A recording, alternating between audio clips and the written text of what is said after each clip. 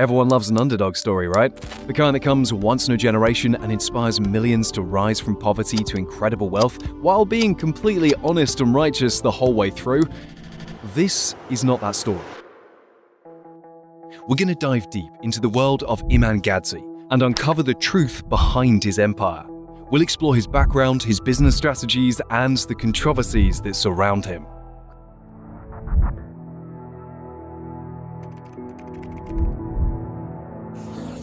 I think my childhood lasted until I was 7 years old. After that, I wouldn't call it childhood because I had to think like an adult. Iman's story begins on Jan 3rd, 2000, in the most unlikely of places, the war-torn Republic of Dagestan, Russia. Born into poverty to a single mother, Iman's early life was a far cry from the mansions and Maseratis he'd later flaunt on Instagram. My biological father was an alcoholic, abusive. It's affected my mom very deeply, and my mom's a very hardcore, strong Russian woman, so she'll tell me stories. I get reminders of what she's been through every once in a while, but it's just weird because she's so blasé about it. Recently, she just had a little incident and she fractured her shoulder, so I was in the hospital with her and I was like, "Mom, by the way, you've never broken any bones, have you?" She's like, "Yes, one time when your dad pushed me out the car while we were driving." But a twist of fate would give Iman a glimpse of a different world. When his mother remarried, the family relocated to London, and Iman found himself suddenly attending an elite private school. It was a taste of the good life, but it wouldn't last. My mom and my stepdad started dating. They met in Moscow. They dated for a year and a half, 2 years, and then eventually he proposed, and we moved to London, and it was great until it wasn't great. How old were you at this point? I was 8 or 9. Stepdad was somewhat around for some periods. Nah, definitely not. He was quite an evil man. Have you felt like you've had any father figures? No. From these clips, you can see how he talks in detail about his mother, but keeps conversation about his father and stepfather to a minimum. I'm an only child, so I had no one to hang around with, no one to play with. I'm naturally an introvert.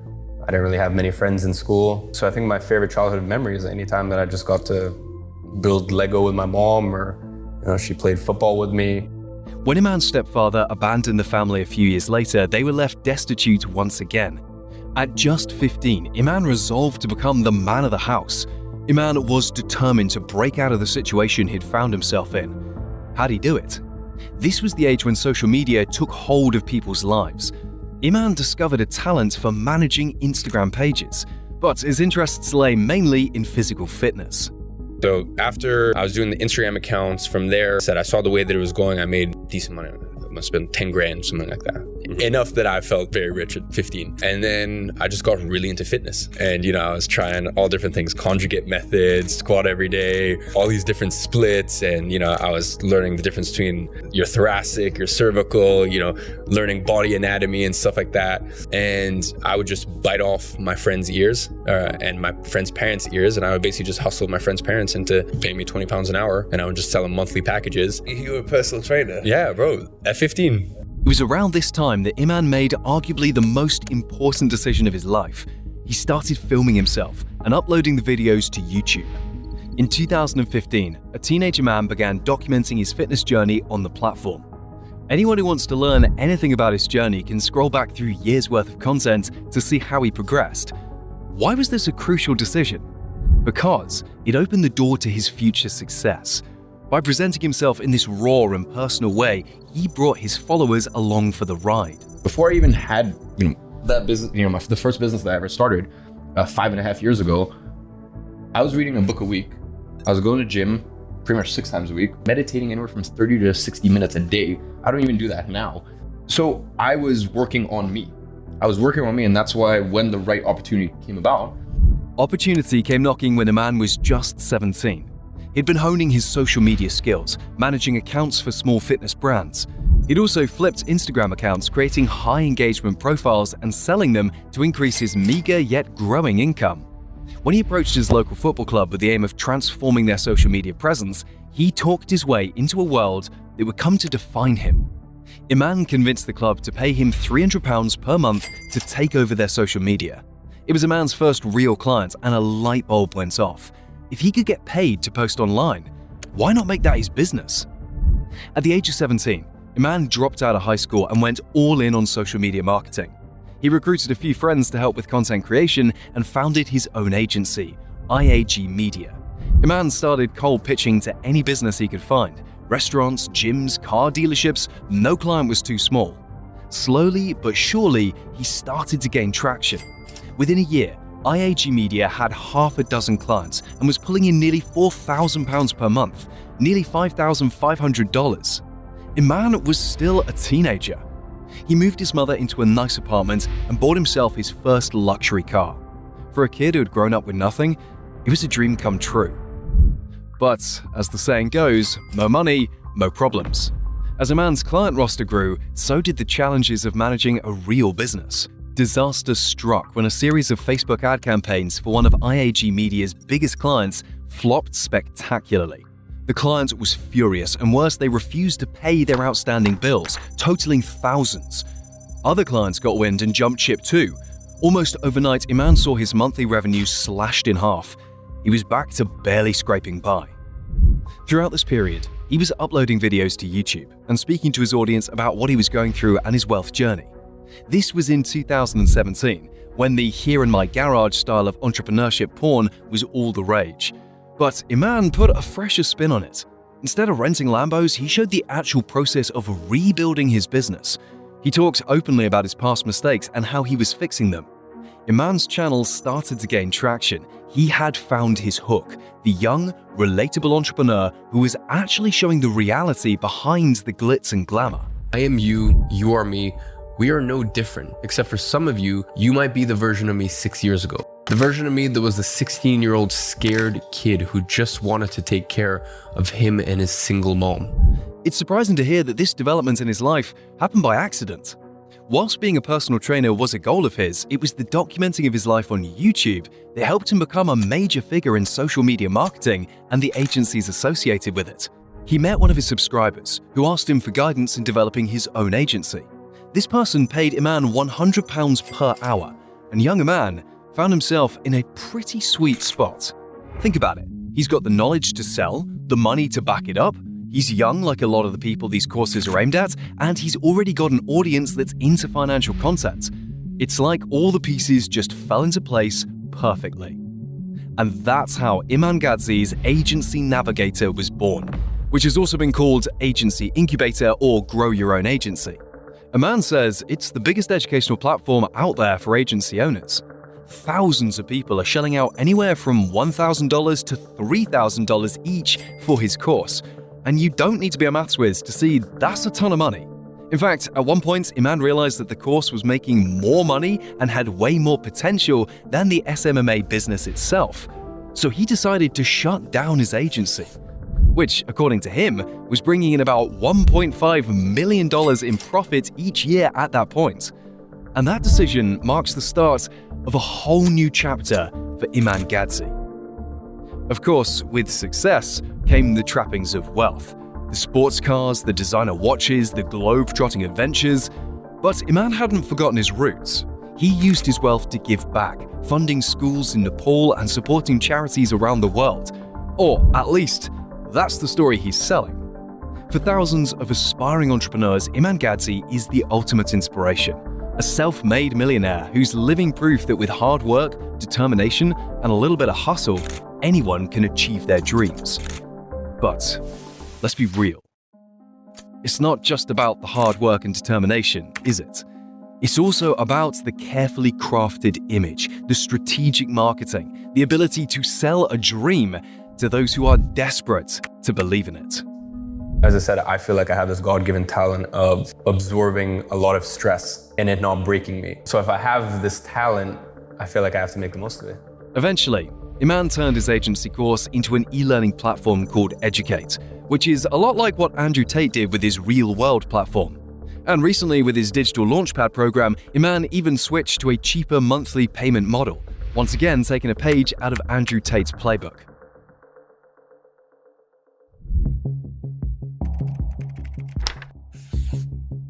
What's your problem with the educational system? I think my problem is with its origins, that it was literally created to spit out mindless, obedient factory workers. If you actually look at the history books, that was quite literally the purpose of it. the Prussian education system. Okay, so here's where things get a bit juicy. First off, when a man tells his childhood story, he almost always leaves out the fact that his stepdad, who moved him and his mum to London, was allegedly a billionaire. They lived in one of the richest parts of London, and a man went to a super exclusive private school. The only mention we could find of this was from a podcast that's been deleted since then, which doesn't seem like a one-off thing because another podcast with a man has also vanished for no apparent reason. This has people thinking that it's all about maintaining his current public image by hiding some details about his childhood. Another thing that seems really weird is shutting down an agency that's bringing in $1.5 million in profit every year, instead of just having someone else run it or even selling it for a low price, which would still be a few million bucks. This has led people online to check out his company's financial records, which are public in the UK. And surprise, surprise, at least the companies that are in the UK don't match up with the millions and millions Iman says he was raking in. I don't think people understand what a scam is. Like, there's a difference between scam and shit. Scam is someone has told you that they would deliver on a product or a service and then they just took your money. Shit is someone said they would deliver our product and then just turned out to be shit. Because of these and many other lies or hidden truths, people online are wondering if a man even knows how to run an SMMA agency, and if this whole story is just made up. Some people have even gone as far as saying his entire life is just rented and fake, and that a man doesn't make nearly as much money as he claims. To be honest, we find that pretty hard to believe, since having the fastest growing finance channel on YouTube and having thousands of people buy your courses and somehow not making millions a year seems like a stretch. But how these millions are made and the ethics of the whole thing is a totally different story. Like as I said, it's a blessing that some of the agency incubator members are making 5, 10, 20 grand a month. Hell, we even have students making 100K a month plus in profit from their agencies. Look, I'm not going to comment on the actual content of the course because I haven't bought it myself and I don't want to judge a book by its cover. But here's the thing. Whether Iman's course is a goldmine or a dud, there's no denying that the man knows how to make money. The kind of money that most people only dream about. So how does he do it? What's the secret sauce that's turning Iman Gadzhi into a one-man cash machine? Let's take a deeper dive into the inner workings of his online empire. And trust me, once you see the gears turning behind the scenes, you'll never look at online marketing the same way again.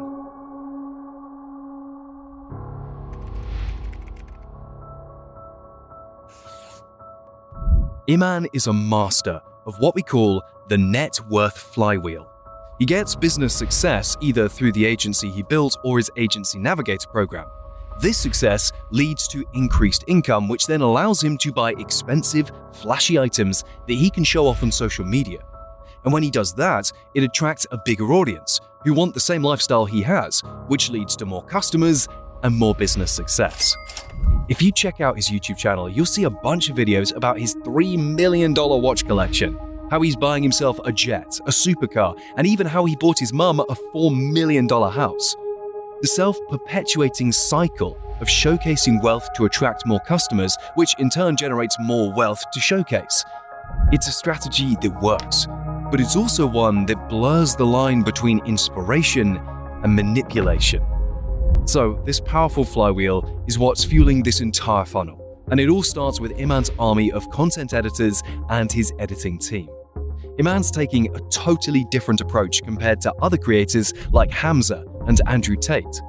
Those guys would take people from their online course and tell them to go make videos and advertise the course for them. But Iman? He's hired a team of super skilled editors to create high-quality Instagram Reels and TikToks for him. If you search on Instagram, you'll find a ton of accounts that Iman or his fans have made, all packed with short-form content. And if you check out TikTok, there's even more. He's even made one account himself that has 258,000 followers, and you can scroll for days and still keep seeing these fan accounts, all designed to drive traffic to his YouTube channel. From there, people get funneled into the high-quality, binge-worthy YouTube videos on his channel.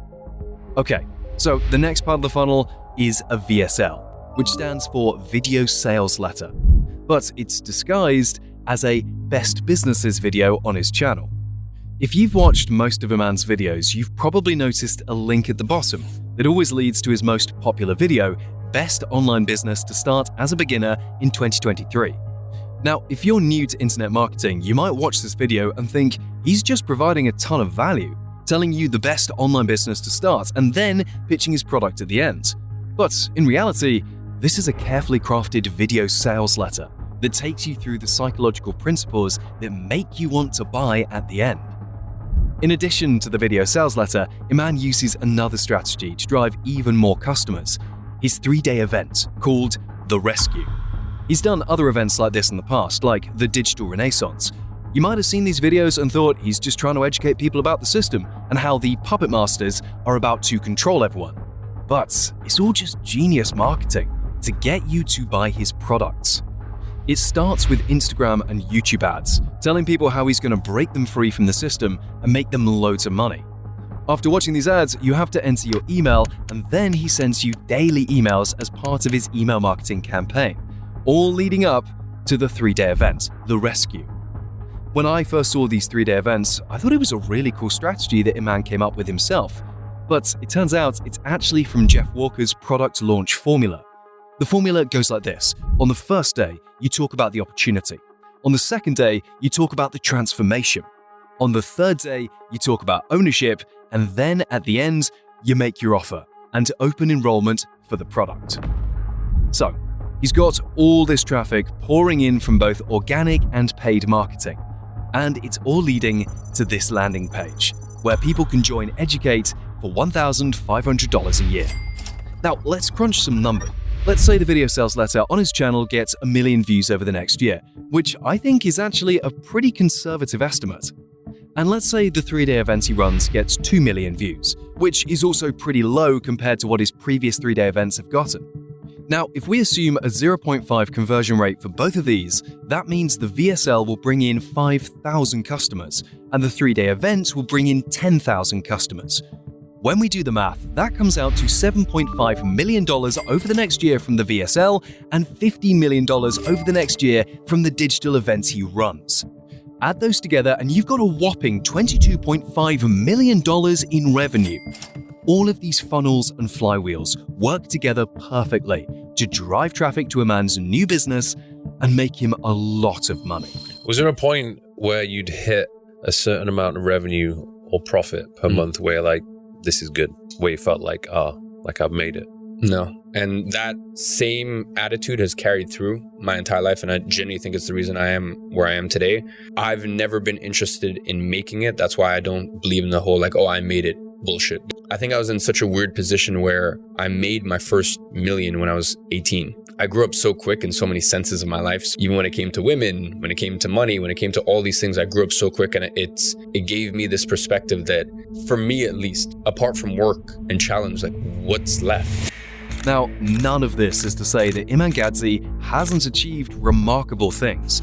He's built a brand and a following that most could only dream of. And there's no denying the power of his message, that with hard work and determination, anyone can change their life for the better. But as we've seen, the reality behind that message is complex. The strategies that have made Iman rich are not necessarily the strategies that will work for everyone. And the image of success that he projects is, at least in part, a carefully constructed fiction. Perhaps the real lesson here is the importance of critical thinking, looking beyond the hype and the highlight reels. In a world where anyone can claim to be an expert, where the line between education and salesmanship is increasingly blurred, it's up to each of us to question boldly and think for ourselves. If you thought Iman Gadzhi's journey was wild, just wait until you discover how this small-town YouTuber built a $1 billion empire. Just click right over here, and I'll see you there soon.